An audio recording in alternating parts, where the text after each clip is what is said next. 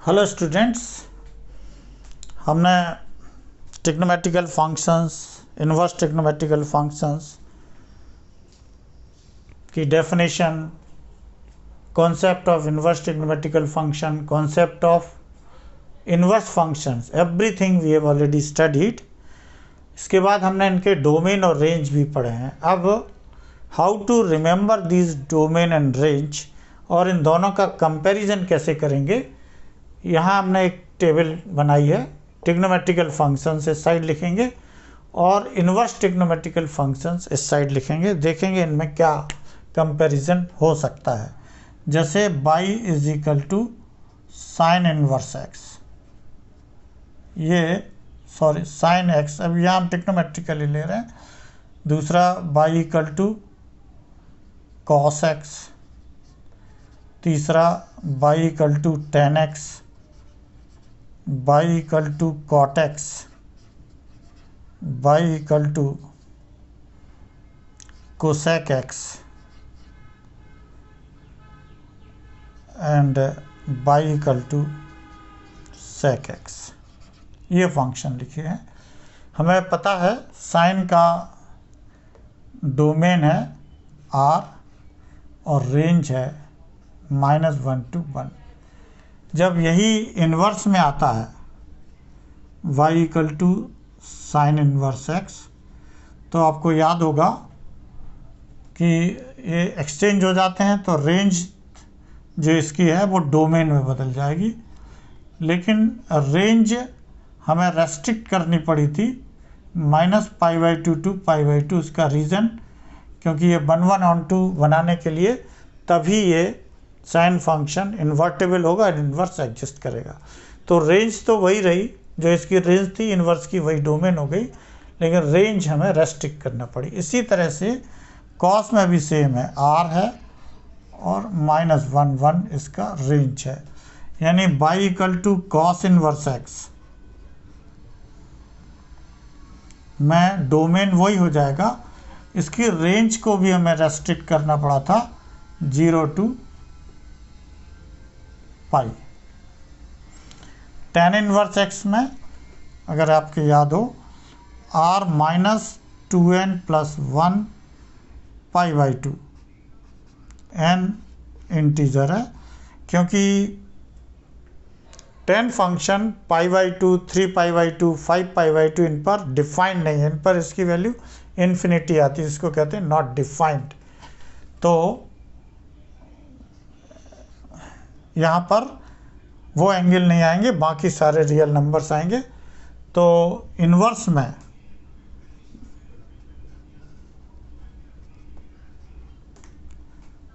जो रेंज है वो इसके डोमेन में बदल जाएगी, इसमें तो कोई चेंज नहीं आएगा। और फिर इसको 1/1 बनाने के लिए हमें रेस्ट्रिक्ट करना पड़ा था, वो था -π/2 to π/2। लेकिन अगर आपको याद हो ये ओपन इंटरवल है, क्लोज्ड नहीं है। ओपन इंटरवल का मतलब -π/2 और π/2 इसमें शामिल नहीं है। कॉट में भी इसी तरह से r - nπ, n belongs to z, यानी n पाई, 2π, 3π, 4π, 5π या ±π ±2π, पॉजिटिव नेगेटिव दोनों के लिए कॉट फंक्शन डिफाइन नहीं है, इन्फिनिटी हो जाता है। इसलिए इसको छोड़कर बाकी सारे रियल नंबर्स। तो y equal to cot inverse में क्या होगा, आप देख रहे हैं जो इसकी रेंज है वो इसकी डोमेन सेम आ रही है, कोई चेंज नहीं है।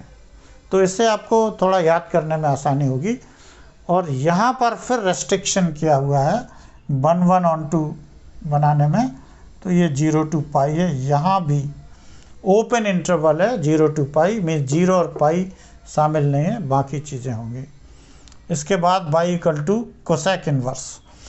कोसेक इन्वर्स में y equal to cosec x. Cosec x में अगर आपको याद हो तो इसका जो डोमेन होगा आर रेंज हो गई R -1 to 1। डोमेन हम यहाँ से डिसाइड करेंगे। थोड़ा सा इसको समझ लें तो हमें याद करने में भी आसानी होगी। कोसेक एक्स क्या होता है? कोसेक एक्स होता है 1/sin x, राइट। तो कोसेक एक्स जब साइन जहाँ 0 होगा वहाँ पर कोसेक एक्स डिफाइंड नहीं होगा, तो हम ये कह सकते हैं कि ये आएगा R - n pi n belongs to z।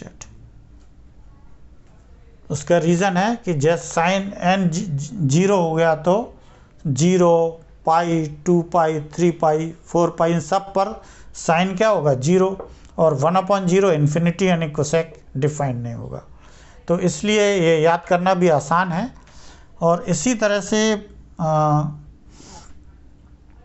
Sec x को आप क्या लिख सकते हैं? 1/cos x, और cos अगर 0 है तो सेक इन्फिनिटी हो जाएगा, और ये कब 0 होता है? π/2, 3π/2, cos 90 0, 3π/2 एंड सो ऑन, सब पर 0 होता है, तो उस पर सेक डिफाइंड नहीं होगा। तो R -2n+1 π/2, बाकी रेंज यही रहेगी। लेकिन ये ध्यान रखना है ये ओपन इंटरवल है। तो y = कोसेक इनवर्स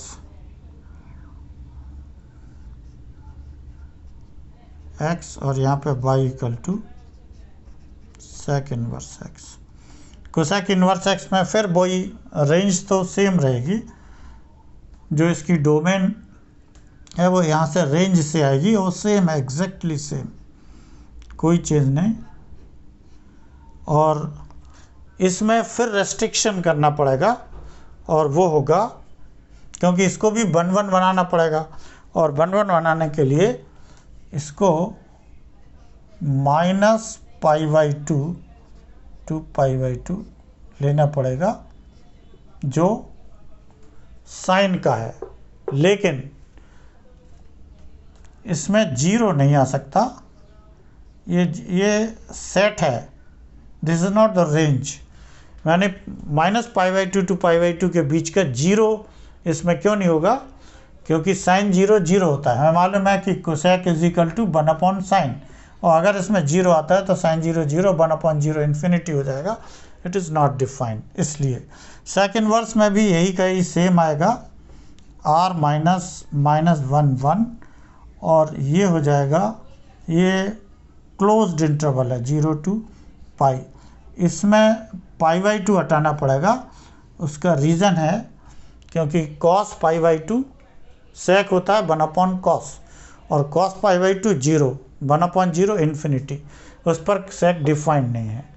तो ये आप इसको फिर एक बार कंपैरिजन करके देखें तो आप पाएंगे कि जो इसकी रेंज थी ट्रिग्नोमेट्रिकल फंक्शंस की, वही इसकी डोमेन बन गई है एज इट इज़, कोई चेंज नहीं है। तो इसको तो आप एज इट इज़ रख दीजिए। अब केवल ये इसलिए चेंज हुई है क्योंकि इन्वर्स डिफाइन करने के लिए इन सबको 1/1 बनाना पड़ा, और 1/1 बनाने के लिए इसकी जो R या R- ये थी, उनमें से केवल हमें वो पार्ट निकालना पड़ा जिसके लिए ये 1/1 है, और इसलिए ये माइनर चेंजेस हैं जो, हालांकि इनमें भी कोरिलेशन है। आप देखिए साइन इन्वर्स का अगर आपको याद है तो वही कोसेक इन्वर्स का है, केवल 0 हटाना है। कॉस इन्वर्स का अगर आपको याद है तो सेक इन्वर्स भी वही होगा, केवल π/2 हटाना है। और टेन इन्वर्स और कॉट इन्वर्स के भी वही हैं जो साइन इन्वर्स और कॉस इन्वर्स के हैं। पहचान ये रहेगी, टेन क्या होता है? Sine upon cos.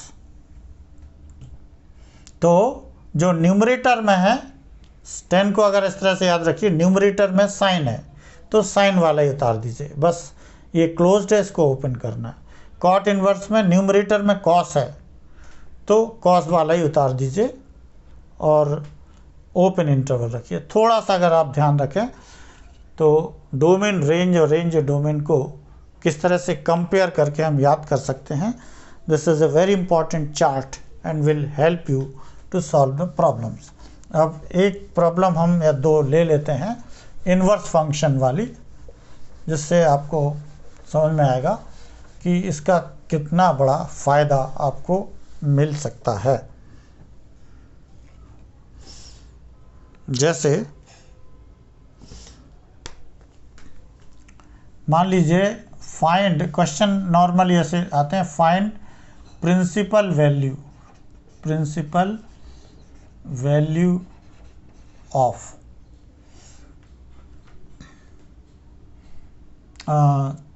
Cos inverse -√3/2।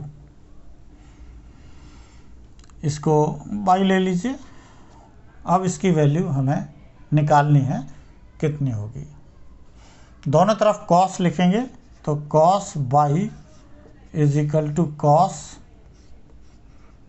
Cos inverse -√3/2। Cos और कॉस इनवर्स यानी ये ओनली -√3/2। अब इसको लिख सकते हैं कॉस। हम पहले ये देखेंगे कि कॉस इनवर्स, चूँकि क्वेश्चन था, और कॉस इनवर्स में हमारी रेंज है 0 to π, यानी हमारा जो एंगल है, इनवर्स क्या होता है, एक एंगल ही होता है। तो इसमें जो एंगल है वो 0 π के बीच में, हमारा आंसर 0 और π के बीच में ही आना चाहिए। तो इसको लिख सकते हैं, इसको थोड़ा माइनस में भी वापस लिख दीजिए, √3/2। √3/2 कितना होता है, cos 30 मीन्स π/6। पहले तो ऐसे लिख लीजिए।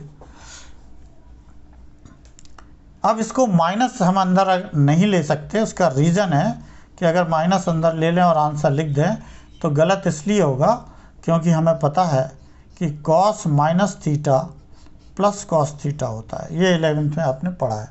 तो cos -π/6 cos π/6 होगा, जबकि हमें माइनस चाहिए। तो ये फॉर्मूला यहाँ एप्लीकेबल नहीं है। लेकिन 0 to π हमारे पास एंगल है, यानी फर्स्ट क्वाड्रेंट, सेकंड क्वाड्रेंट, यहाँ पर साइन पॉजिटिव है, कॉस नेगेटिव होता है। तो इसका फ़ायदा उठाते हुए सेकंड क्वाड्रेंट में हमें पहुँचना है तो क्या करेंगे, पाई माइनस, मैं पहले ही बता चुका हूँ, फर्स्ट क्वाड्रेंट से जब सेकंड क्वाड्रेंट में जाएंगे तो pi minus of the angle होता है, तो ये हो जाएगा पाई माइनस π/6। और ये फॉर्मूला कौन सा लग गया यहाँ पे, cos π-θ ये होता है माइनस cos θ। अब ये 6π - π cos 5π/6 cos बाई, तो बाई इज इक्वल टू हो गया 5π/6। बाई क्या लिया था हमने, कॉस इनवर्स, यही हमें क्वेश्चन में दिया था, इसकी वैल्यू हमें निकालनी थी। तो आपने देखा कि ये जो वैल्यूज़ हैं आपको कितनी हेल्प करेंगी, ये जो टेबल है क्वेश्चंस करने में। एक क्वेश्चन और लेंगे जिससे आपको ये बिल्कुल क्लियर करने की कोशिश करेंगे कि प्रिंसिपल वैल्यू अगर निकालनी है तो डोमेन और रेंज बिल्कुल टिप्स पर होना चाहिए।